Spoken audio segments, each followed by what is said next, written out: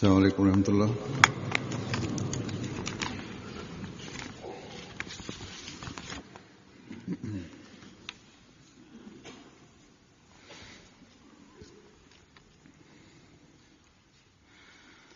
أشهد أن لا إله إلا الله وحده لا شريك له وأشهد أن محمدا عبده ورسوله أما بعد فأعوذ بالله من الشيطان الرجيم بسم الله الرحمن الرحيم الحمد لله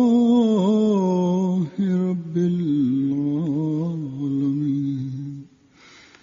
الرحمن الرحيم مالك يوم الدين إياك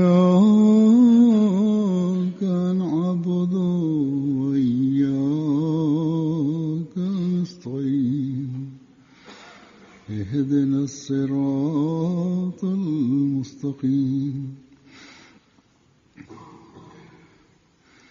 صراط الذين أنعمت عليهم غير المغضوب عليهم ولا الضالين.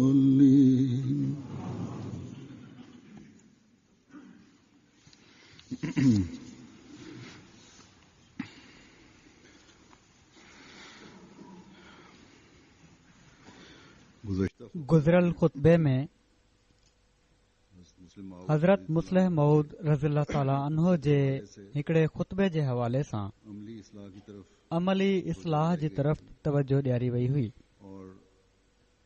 ऐं पाण सॻोरनि सल्लल्लाहु अलैहि वसल्लम जी उसवे हसना ऐं संदन सादिक ग़ुलाम जे तरीक़नि ऐं तर्ज़ अमल जा वाक़िया बयानु कया विया हुआ जिन में हिकिड़ो ख़ुल्क़ सचाईअ जो बयानु थियो हुयो तफ़सील सां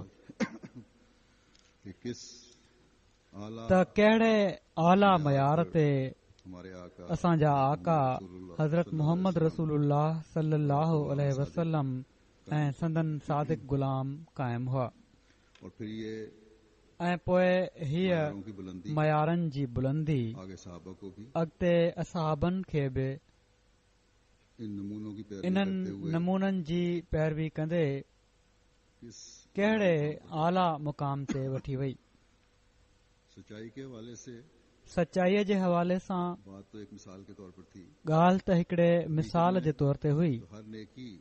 हक़ीक़त में त हर नेकी जेका अल्लाह ताला असांखे करण जो हुकुम फरमायो आहे उन खे हासिल करण ऐं हर बुराई जंहिंखां रुकजण जो अल्लाह ताला असांखे हुकुम फरमायो आहे उन खां न सिर्फ़ रुकजण बल्कि नफ़रत करण अमली इस्लाह जी असल ऐं पाड़ आहे। सो असीं तॾहिं सचा मुस्लमान चवराईंदासीं असीं तॾहिं ज़माने जे इमाम जी सही जमायत जा माण्हू चवराईंदासीं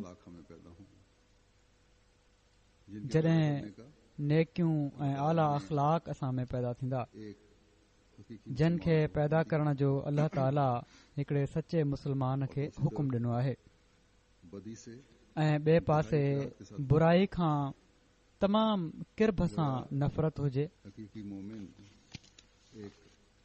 ॼण त सचो मोमिन हिकिड़ो अहिड़ो समायल इंसान हूंदो आहे जेको नेकिन जी तलाश करे उन्हनि खे सीने सां लाइण वारो ऐं बुराइनि खां परे भॼण वारो हुजे। तॾहिं उहो एतदाल सां पंहिंजा मामला तय करे सघे थो। ही न त बुराइनि ऐं नेकिन जे विच में टंगियल हुजे ऐं पोइ दावाऊं बि वॾियूं वॾियूं हुजनि।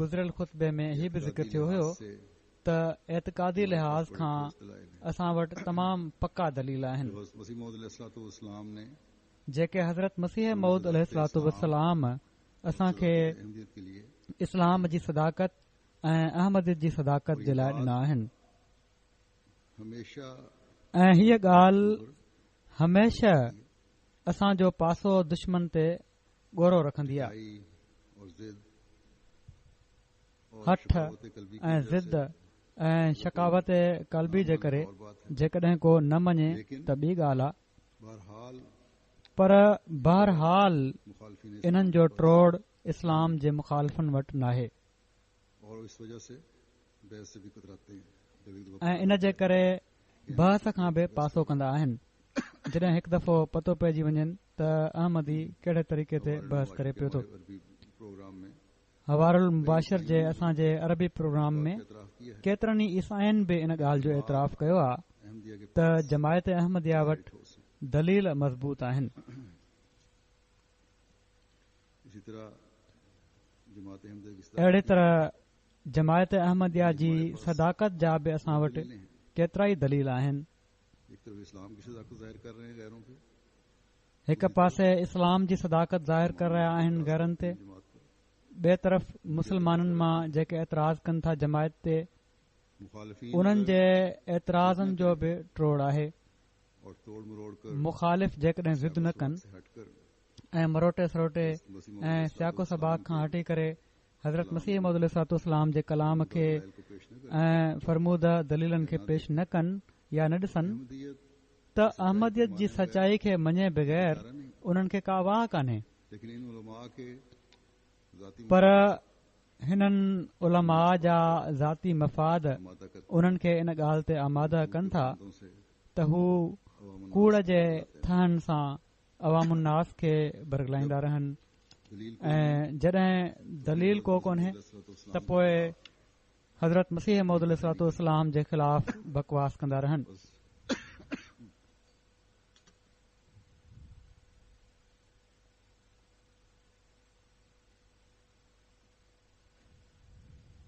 जहाँ तक सो जेसि ताईं दलीलनि जो सुवाल आहे हमारा पल्ला हर असांजो पासो हर इस्लाम जे मुखालिफ़ पर ऐं अहमदियत जे मुखालिफ़ ते ॻोरो आहे हम में से जो मसीह मौद अलैहिस्सलाम असां मां कुतुब का मुताला जेके करते हैं हज़रत मसीह मौद अलैहिस्सलाम जे किताबनि जो मुतालो कंदा रहनि था उन्हनि खे सम्झण जी कोशिश कनि था उन्हनि जे साम्हूं कोई नहीं ठहर सकता त को नथो बीह सघे अलैहिस्सलाम का ये दावा भी है ऐं हज़रत मसीह मौद अलैहिस्सलाम जी हीअ दावा बि आहे हमारे सामने कोई त जेकॾहिं तव्हां मुंहिंजा किताब पढ़ी वठो त तव्हां जे साम्हूं को नथो बीह सघे इस पहलू की तरफ देखते हैं पर जॾहिं असीं इन पहलू ॾांहुं ॾिसूं था अमली तब्दीली त जेका अमली तब्दीली अलैहिस्सलाम हज़रत मसीह मौद अलैहिस्सलाम करना चाहते हैं असां मंझि पैदा करणु चाहिनि था उसकी हालत क्या है उन जी हालत कहिड़ी आहे फिर फिक्र पैदा होती है त पोइ फिकिर पैदा थिए थो सवाल उठता है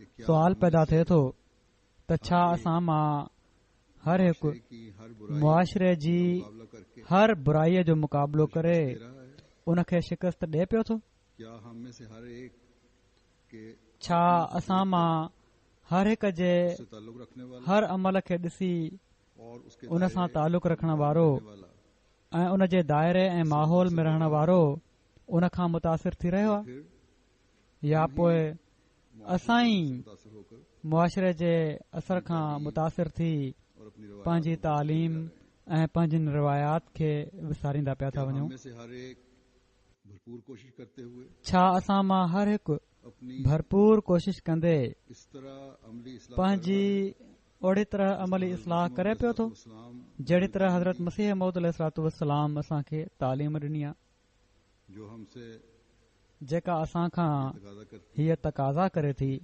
ही पुछे थी कि क्या हमने त छा असीं मयार कायम कर लिए सचाई जा उहे मयार क़ाइमु करे वरिता आहिनि हमारे जो करीब कूड़ ऐं फ़रेब असांजे वेझो बि न अचे हमने अपने दुनियावी मामलात से वास्ता रखते हुए छा असांजी आखिरत पर भी पंहिंजे दुनिया जे मामलनि सां वास्तो रखंदे आख़िरत ते बि नज़र रखियल आहे दीन को दुनिया पर छा मुक़द्दम असीं करने वाले हैं। हक़ीक़त में दीन खे दुनिया ते मुक़दम करण वारा आहियूं? हर एक बदी से छा असीं हर हिकु बुराई खां इंतहाई ऐं बदअमली खां तमामु मोहतात थी बचण जी कोशिश करण वारा आहियूं? क्या हम छा असीं हक मारने कंहिंजो हक़ खाइण खां बचण वारा तसर्रुफ से बचने वाले ऐं नाजाइज़ तसरुफ़ खां बचण वारा क्या आहियूं? हम पंजगाना नमाज का छा असीं इल्तिजाम पंज करने वक़्त वाले हैं? नमाज़ जो इंतज़ाम करण वारा आहियूं? क्या हम हमेशा छा असीं हमेशा करने वाले दुआ में लॻा रहण वारा खुदा ऐं ख़ुदा ताला खे इंकिसार से आजिज़ीअ सां यादि करण वारा आहियूं? क्या हम हर छा ऐसे असीं बदरफ़ी हर अहिड़े साथी को ख़राब रफ़ीक ऐं साथी खे छोड़ने जेको वाले असां हैं? ते ख़राब असर विझे थो छॾण वारा क्या आहियूं? हम अपने छा माँ बाप की असीं खिदमत पंहिंजे माउ पीउ जी और इज्जत ख़िदमत करने वाले ऐं उन्हनि जी इज़त करण वारा मारूफा में उनकी ऐं बात मानने वाले हैं? मारूफ़ ॻाल्हियुनि में उन्हनि जी ॻाल्हि मञण वारा आहियूं? अपनी छा बीवी असीं पंहिंजी घरवारी ऐं उन जे मिट माइटनि सां एहसान का सलूक नरमी करने वाले हैं? ऐं अहसान जो वर्ताव करण वारा आहियूं? क्या हम छा असीं अपने हमसाए को पंहिंजे पाड़ेसरीअ खे अदना अदना खैर से नंढी मारूफ नंढी नहीं कर रहे? भलाई खां महरूम त कोन था पिया कयूं? क्या हम छा असीं दुआ का पंहिंजे गुनाह बख्शने वाले ॾोही हैं? जो ॾोह बख़्शण वारा आहियूं? क्या हमारे दिल छा दूसरों के असां लिए जूं दिलियूं हर ॿियनि जे किस्म के लाइ कीने हर क़िस्म और जे बुग़्ज़ से कीने पाक हैं? ऐं बुग़्ज़ खां पाक आहिनि? क्या हर खामन छा हर मुड़ुस ऐं हर घरवारी का हक अदा करने वाले हिक हैं? ॿिए जी अमानत जो हक़ अदा करण वारा आहिनि? क्या हम अहद छा बैत असीं को सामने रखते हुए बैत जे अहद खे साम्हूं रखंदे अपनी हालतों की तरफ पंहिंजनि हालतुनि ॾांहुं नज़र रखण वारा आहियूं? क्या हमारी मजलिसें छा असां जूं कचहरियूं दूसरों पर तोहमतें ॿियनि लगाने, ते कूड़ा बोहतान चुगलियों हणण करने से ऐं पाक हैं? चुगलियूं करण खां पाक आहिनि? क्या हमारी ज्यादातर मजालिस छा असां जूं ताला घणियूं महफ़िलूं सल्लल्लाहु अलैहि वसल्लम अल्लाह ताला ऐं उन जे रसूल सल्लल्लाहु अलैहि वसल्लम जा ज़िक्र करण वारियूं आहिनि? अगर इनका जवाब नफी में है जेकॾहिं इन्हनि जो जवाब न कर में आहे मौद त असीं हज़रत मसीह मऊद अलैहिस्सलाम जी तालीम खां परे आहियूं अपनी अमली ऐं असांखे पंहिंजी अमली हालतुनि जो फ़िक्र करणु अगर घुर्जे। इसका जवाब हाँ में है जेकॾहिं इन जो जवाब हा में आहे हम त असां मां उहे ख़ुशकिस्मत आहिनि जिन खे ही हा में जवाब मिले थो कि हम अपनी त अमली असीं हालतों को तवज्जो देकर पंहिंजी अमली हालतुनि जी तरफ़ बैत का तवजो हक अदा ॾेई करने वाले हैं। बैत जो हक़ अदा करण वारा आहियूं। लेकिन अगर हकीकत की आंख से हम देखें पर जेकॾहिं हक़ीक़त जी अख सां असीं ॾिसूं त असांखे इहो ई जवाबु नज़र अचे थो त अक्सर करे होते हुए मुआशिरे जे वहकरे खां मुतासिर थींदे या इनमें असीं इन्हनि ॻाल्हियुनि या इन्हनि मां अक्सर ॻाल्हियुनि जो ख्यालु नथा रखूं माशरे की गलतियां बार ऐं मुआशिरे जूं ग़लतियूं हमारे अंदर दाखिल बार बार असांजे अंदरि दाख़िल थियण जी कोशिश कनि थियूं और हम अक्सर औकात बेबस हो जाते ऐं अक्सर करे असीं बेबस थी था वञूं। कि हम में इन में को शक नाहे त असां मां 99.99 सैकड़ो ही दावा कनि था त असीं अक़ीदे जे लिहाज़ खां कोई हमें मज़बूत आहियूं हमारे अकीदे से ऐं को असांखे असांजे अक़ीदे खां हटा नहीं सकते मुतज़लज़ल नथो करे सघे हटाए नथो सघे। लेकिन हमें हमेशा पर याद रखना चाहिए असांखे हमेशा यादि रखणु घुर्जे अमली कमजोरियां त अमली कमज़ोरियूं माशरे के जॾहिं जोरावर हमलों से मुआशिरे जे ज़ोरावर हमलनि जे वहकरे में ईंदियूं आहिनि तो त एतक़ाद जी पाड़ुनि खे बि लोॾणु शुरू करे ॾींदियूं आहिनि। शैतान आहिस्ता आहिस्ता शैतान आस्ते आस्ते हमला कंदो आहे। निज़ाम जमात से दूरी पैदा होनी शुरू हो जाती निज़ाम जमात खां है और फिर एक दूरी बार पैदा थियणु शुरू थी वेंदी आहे तो ऐं खिलाफत पोइ से हिकिड़ो क़दम अॻिते वधंदो आहे त ख़िलाफ़त खां बि बस दूरी हमें पैदा याद थियणु रखनी शुरू थी चाहिए वेंदी आहे। कि एक कमजोरी सो असांखे यादि रखणु घुर्जे दूसरी कमजोरी त की हिकिड़ी जाग लगे कमज़ोरी मां ॿी कमज़ोरी पैदा थी वेंदी आहे सब कुछ बर्बाद हो जाता है। ऐं आख़िरकार हम जानते हैं सभु कुझु बर्बाद थी वेंदो आहे। अहमदियत की खूबसूरती तो असांखे ख़बर आहे त अहमदियत जी ख़ूबसूरती और निज़ाम त निज़ाम जमात ऐं निज़ाम ख़िलाफ़त जी माला में पोयो वञणु आहे और अमली ताकत ऐं इहा ई असांजी एतिक़ादी ताक़त बि आहे ऐं अमली ताक़त बि आहे। वक्त की तरफ से तंहिं करे हमेशा निशानदेही करके खुरफ़ाए वक़्त जे तरफ़ां जमात को कमज़ोरियुनि जी निशानदही करे जाती रहती है। जमायत खे तवजो पहले के ॾियाराई वेंदी रहंदी आहे कोई अहमदी त जीअं इन खां पहिरियां जेको अहमदी के वापसी का रास्ता एॾो परे हलियो वञे जो वापसीअ जो रस्तो लभणु ॾुखियो थी पए, इस्तिग़फ़ार कंदे अमली कमजोरियों पर पंहिंजी करता है अमली कमज़ोरियुनि ते और कमजोरियों नज़र को दूर रखंदो करने आहे की कोशिश करे और ऐं अल्लाह ताला के कमज़ोरियुनि खे एहसान को याद ख़तमु करण जी कोशिश करे अल्लाह ने उस पर किया है। ऐं अल्लाह ताला जे अहसान खे यादि करे जेको अल्लाह ताला उन ते कयो आहे। मेरे हालिया दौरे के दौरान बईद ओभर जे मुंहिंजे हाणोके दौरे जे दौरान स्कॉलर मूंखे से भी मिलने का मौका मिला। इंडोनेशिया जे कुझु गैर जमायत स्कॉलर्स सिंगापुर में ऐं उलमा सां बि मिलण जो मौक़ो मिलियो। आए हुए थे। जेका सिंगापुर में रिसेप्शन थी हुई उन में आयल हुआ कि अक्सर ऐं जहिड़ो क मां पंहिंजे दौरे जा हालात बयानु करे चुको आहियां माँ को त अक्सर इन ॻाल्हि जो इज़हार कयो बातें त असांजे उलमा खे जमायत अहमदिया जे इमाम जूं ॻाल्हियूं ॿुधणु घुर्जनि। सवाल के जवाब में मैंने उन्हें यही कहा था कि त बहरहाल उन्हनि जे हिकड़े सुवाल जे जवाब में मूं उन्हनि खे इहो ई चयो हुयो त अॼु ज़मीन जे मथाछरे ते जो मुल्क जमायत अहमदिया हिकड़ी वाहिद जमायत आहे तमाम जेका मुल्की या इलाक़ाई नाहे, बल्कि जिसकी एक सॼी दुनिया में जिसमें हिकड़ी जमायत जे नाले सां ॼाती वञे थी, और एक इमाम से मुंसलिक है। जेका सभु हिकु आहे, जंहिं में हिकु निज़ाम हले थो ऐं और हिकु इमाम सां ॻंढियल आहे इसमें शामिल है।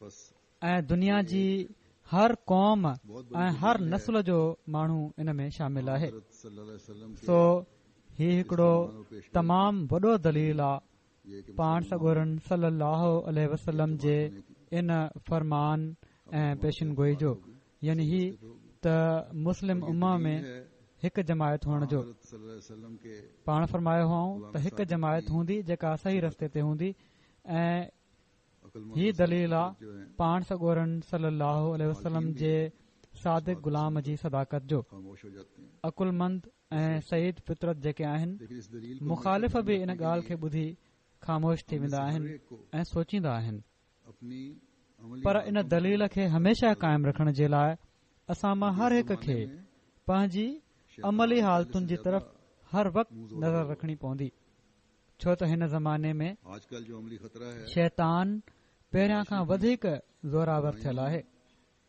कि बेलुगामी अॼुकल्ह जेको अमली ख़तरो आहे उहो मुआशिरे जी बुराइनि जी बेलगामी की आजादी ऐं फैलाव आहे तकरीर के नाम पर ऐं उन ते मुस्तज़ाद ही कानूनी तहफ़्फ़ुज़ त दिया इज़हार ऐं तक़रीर जी आज़ादी जे नाले ते किन बुराइनि खे कानूनी तहफ़ुज़ ॾिनो वञे थो। यानी मोहल्ले की बुराई मोहल्ले में, हिन ज़माने खां पहिरियां बुराइयूं महदूद हुयूं, मुल्क की बुराई यानी मुल्क में ही थी। पाड़े जी बुराई पाड़े में, शहर जी बुराई शहर में, या मुल्क जी बुराई मुल्क में ई हुई, या वधि में वधि आज वेझा पाड़ेसरी उन खां मुतासिर थी वेंदा हुआ। इंटरनेट और पर मुख़्तलिफ़ अॼु मीडिया ने सफ़रनि जूं सहूलतूं, टीवी, इंटरनेट ऐं अलॻि अलॻि मीडिया हर इंटरनेट अकेली ऐं मुक़ामी बुराई खे बैन अल-अक़वामी बुराई बनाए छॾियो आहे। इंटरनेट जे ज़रिए हज़ारे मेलनि जे मुफ़ासिले ते राब्ता करे बेहयायूं ऐं बुरायूं फैलायूं वेंदियूं आहिनि। उनकी अमली हालतों की कमजोरी तो एक नौजवान छोकिरियुनि खे बरगलाए भी दूर हटा दिया जाता है।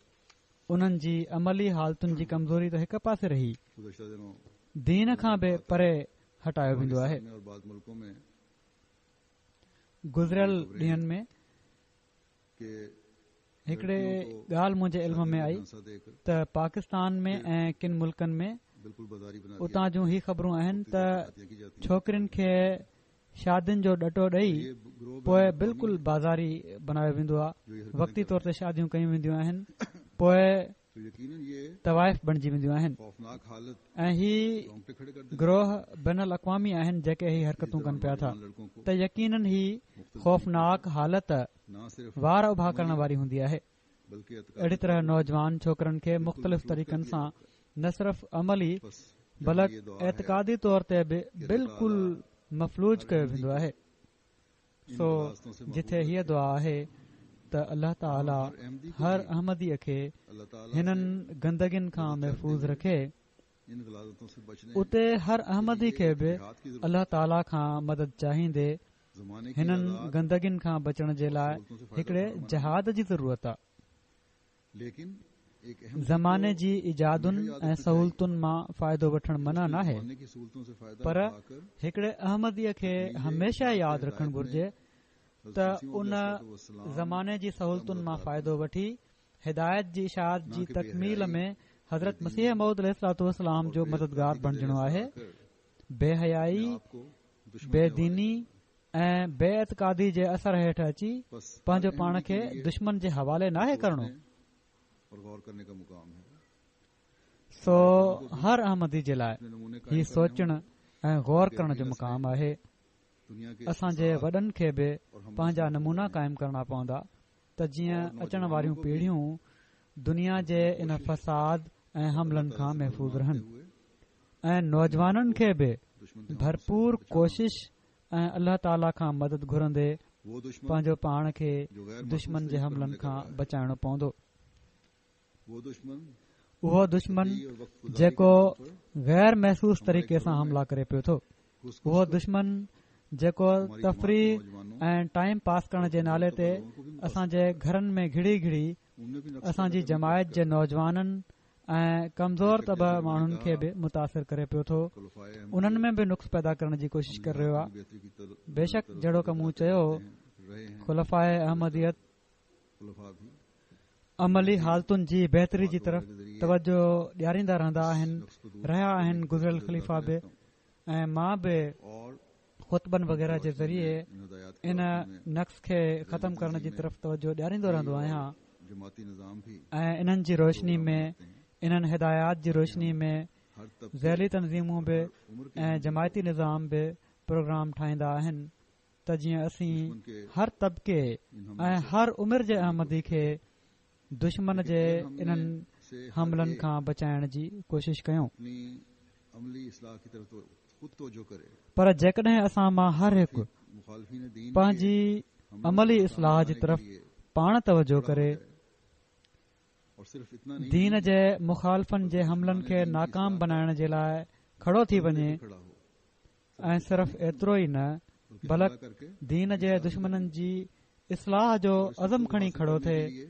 सिर्फ़ दिफ़ा नाहे करणो, बल्कि हमिलो करे उन्हनि जी इस्लाह बि करणी आहे, पैदा करे ऐं इन मक़सद खे हासिल करण जे लाइ दुश्मनों के हमलों को नाकाम ख़ुदा ताला सां पंहिंजो हिकिड़ो ख़ासि तालुक़ पैदा करे त न सिर्फ़ असीं दीन जे दुश्मननि जे हमलनि खे नाकाम बणाए रहिया हूंदासीं, बल्कि उन्हनि जी इस्लाह करे उन्हनि जी दुनिया ऐं आख़िरत सुधारण वारा बि थींदासीं। नई नस्लों को अपने बल्कि हिन फितने जो ख़ात्मो करे रहिया हूंदासीं जेको असां जिन नईन पीढ़ियुनि खे पंहिंजे बदअसरनि जे असर हेठि आणण जी कोशिश करे रहियो आहे। ईमानों के भी मुहाफ़िज़ होंगे, असां पंहिंजी नई पीढ़ी खे बचाइण वारा थींदासीं। इन ज़रिए सां एक से दूसरे असां पंहिंजे कमज़ोरनि जे ईमाननि जा बि मुहाफ़िज़ थींदासीं, ऐं पोइ हिन अमली इस्लाह जी सबाण हिक मां ॿिए खे लॻंदी वेंदी, मज़ीद खुलते ऐं हीउ सिलसिलो क़यामत ताईं हलंदो।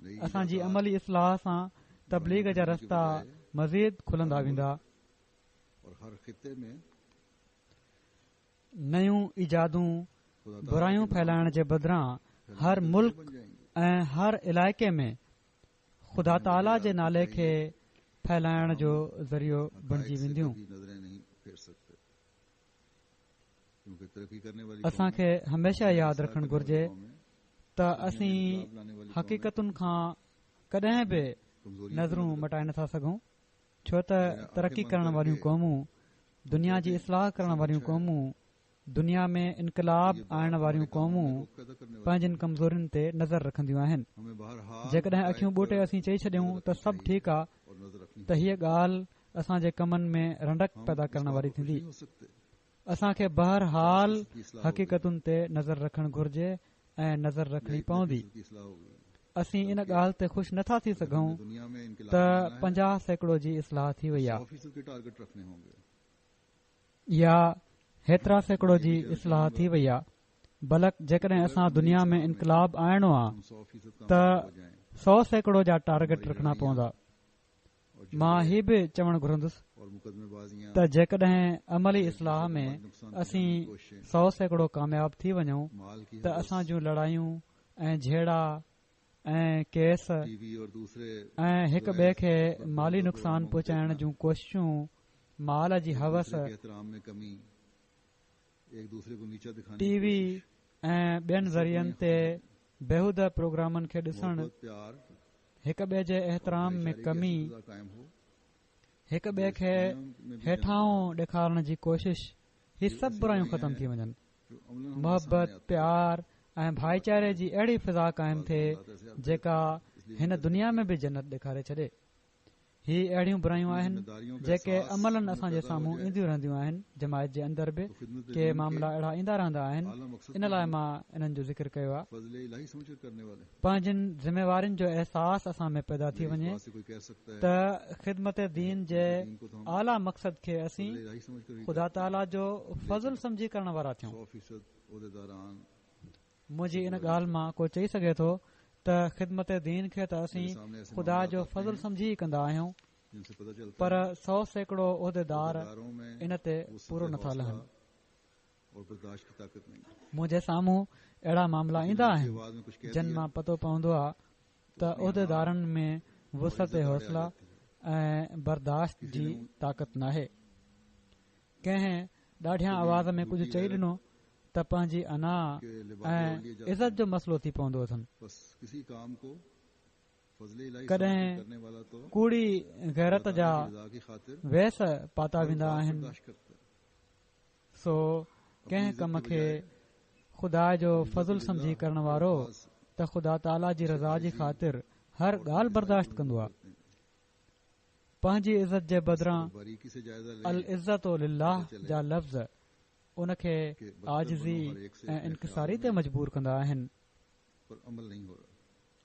सो जेकॾहिं बारीकी सां जाइज़ो वठूं कहीं न कहीं और त कभी न पतो कभी पए त अनानियत बदतर की बनो हर एक से अपने ख़्याल में ते अमल नथो किसी न पियो किसी थिए। रंग में तकब्बुर आड़े आ जाता है। किथे न किथे ऐं कॾहिं न कॾहिं तेरी अनानियत आज़माइश जी हमसे रग सामने आई फड़की पवंदी आहे। से हम ज़ौक़ी कंहिं न राज़ कंहिं रंग तो में खाते हैं। तकबुर अॻियां हम अची ये वेंदो मिसाल आहे। तो देते हैं कि हम उस शख्स की बैत तेरी में शामिल हैं। आजिज़ाना राहें उसे पसंद खुदा आई। ताला ने मां ये इल्हाम असीं किया कि तेरी आजिज़ाना राहें उसे पसंद ज़ौक़ी मज़ो त वठंदा आई। आहियूं। लेकिन हम आगे असां ही मिसाल त ॾींदा आहियूं त उसने असीं अपने मानने वालों को उन शख़्स जी बैत में शामिल आहियूं जंहिंखे ख़ुदा ताला ही इल्हाम कयो आहे मुझसे कुछ त ताल्लुक़ है तेरी आजिज़ाना राहें तुम भी उसे यही पसंद रवैया आई।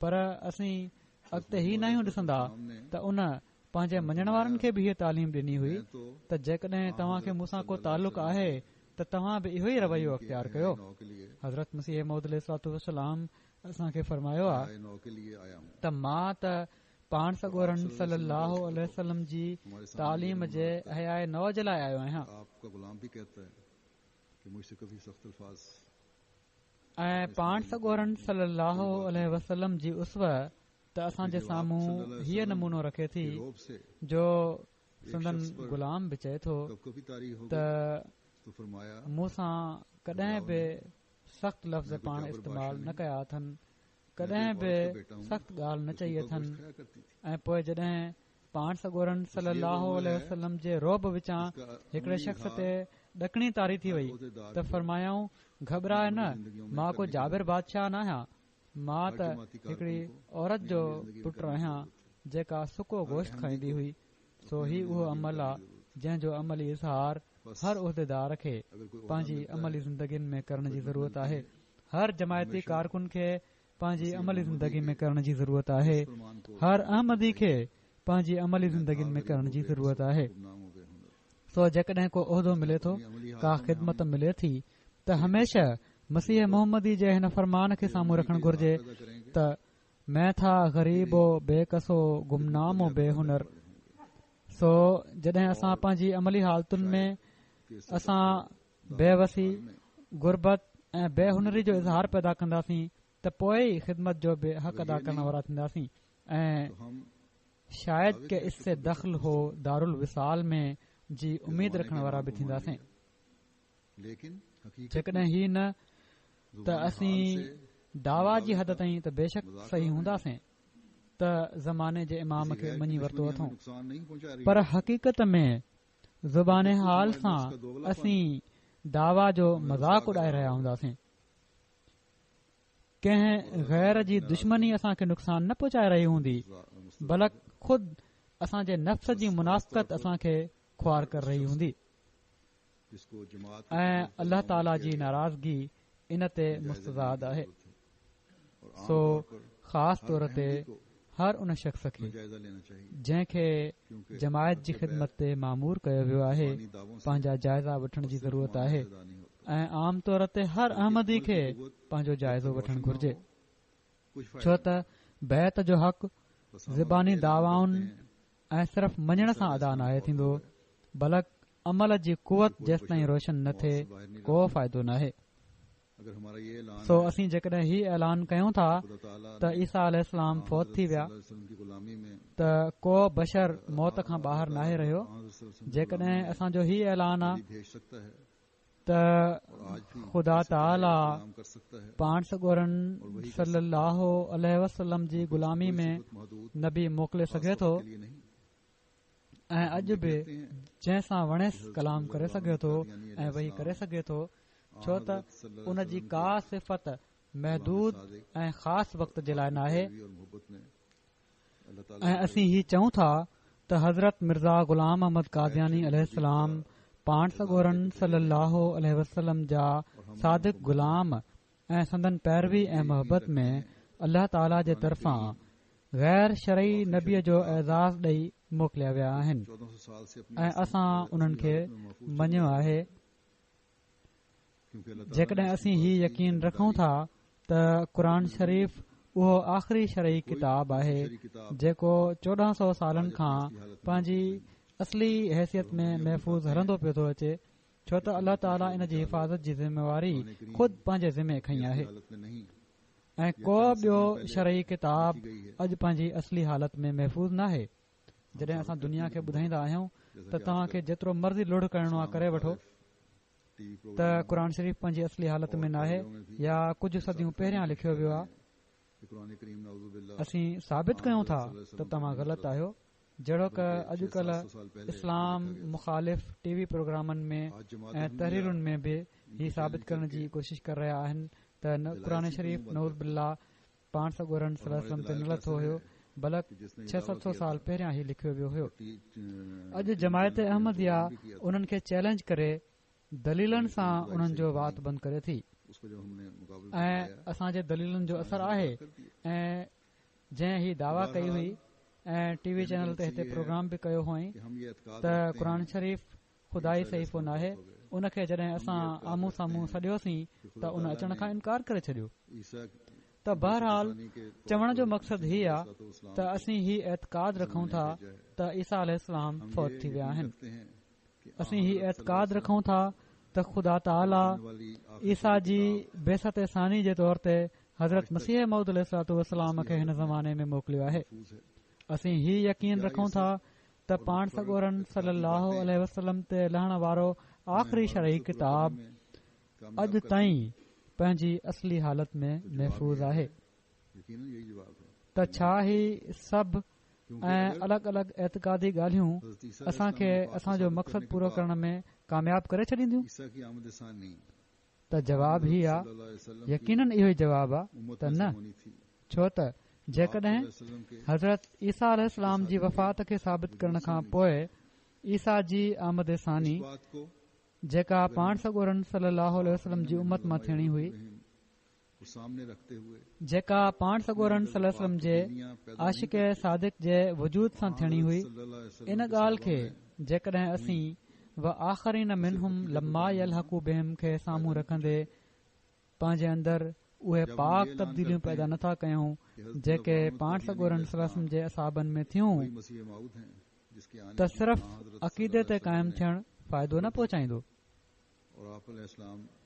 जॾहिं असीं ही ऐलान कयूं था त त हज़रत मिर्ज़ा ग़ुलाम अहमद कादियानी अलैहिस्सलाम उहे ई मसीह मौद आहिनि जंहिं जे अचण जी पाण सॻोरन सल्लल्लाहु ख़बर ॾिनी हुई ऐं पाण अलैहिस्सलाम सां अल्लाह ताला कलाम कंदो हुयो त पोइ संदन तालीम जो असर बि असां खे पाण ते ज़ाहिर करणो पवंदो, न त सिर्फ़ अक़ीदो बेमाना आहे।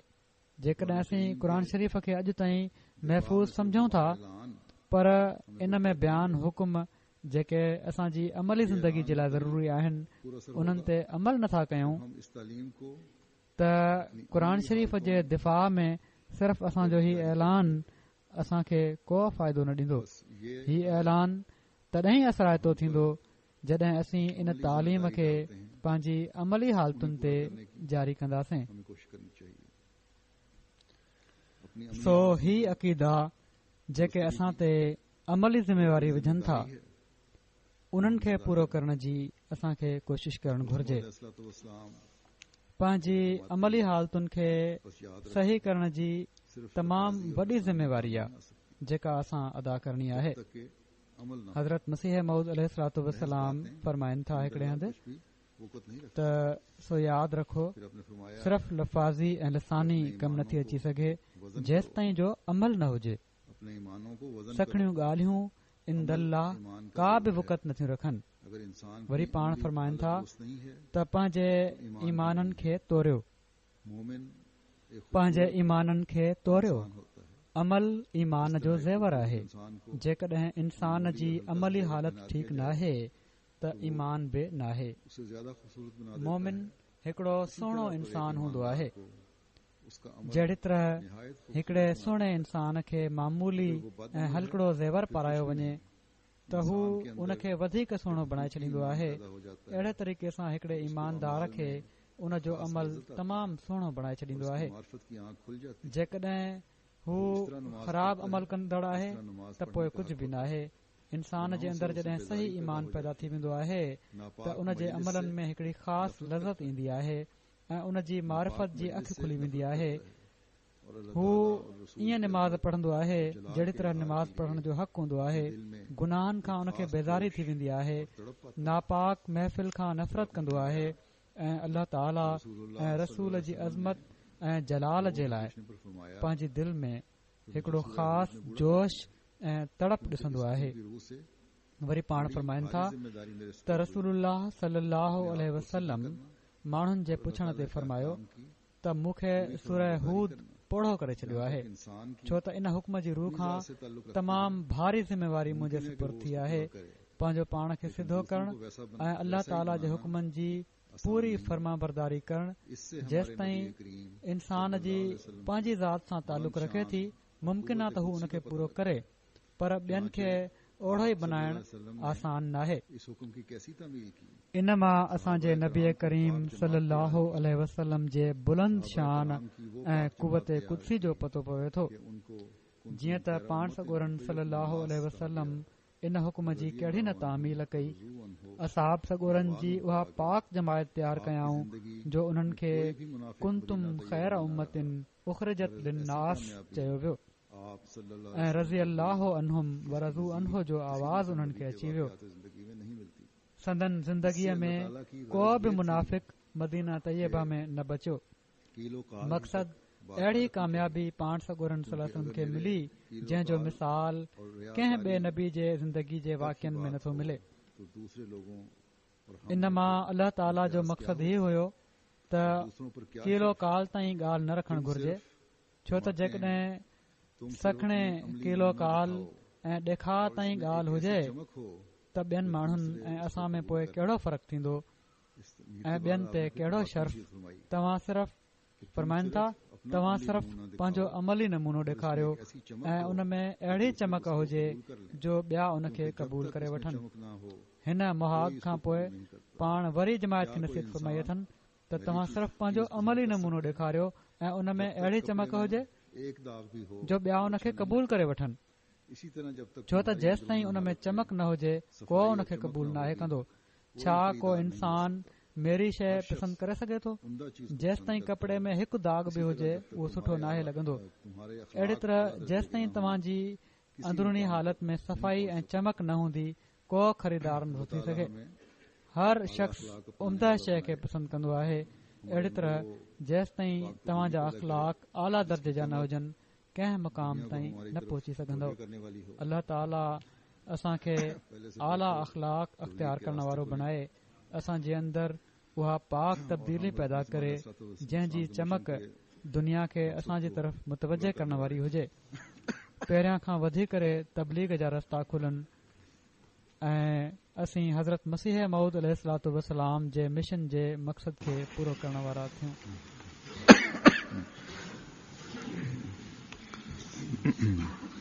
अल्हम्दुलिल्लाह नहमदुहु व नस्तईनुहु व नस्तगफिरुहु व नुमिनु बिही व नतवक्कलु अलैहि व नऊज़ु बिल्लाहि मिन शुरूरि अनफुसिना व मिन सय्यिआति अअमालिना मन यहदिहिल्लाहु फला मुदिल्ल लहु व मन युद्लिल्हु फला हादिय लहु व नशहदु अन ला इलाहा इल्लल्लाह व नशहदु अन्ना मुहम्मदन अब्दुहु व रसूलुहु। इबादल्लाहि रहिमकुमुल्लाह इन्नल्लाह यामुरु बिल-अदलि वल-इहसानि व ईताइ ज़िल-क़ुर्बा व यन्हा अनिल फ़हशाइ वल मुनकरि वल बग़ि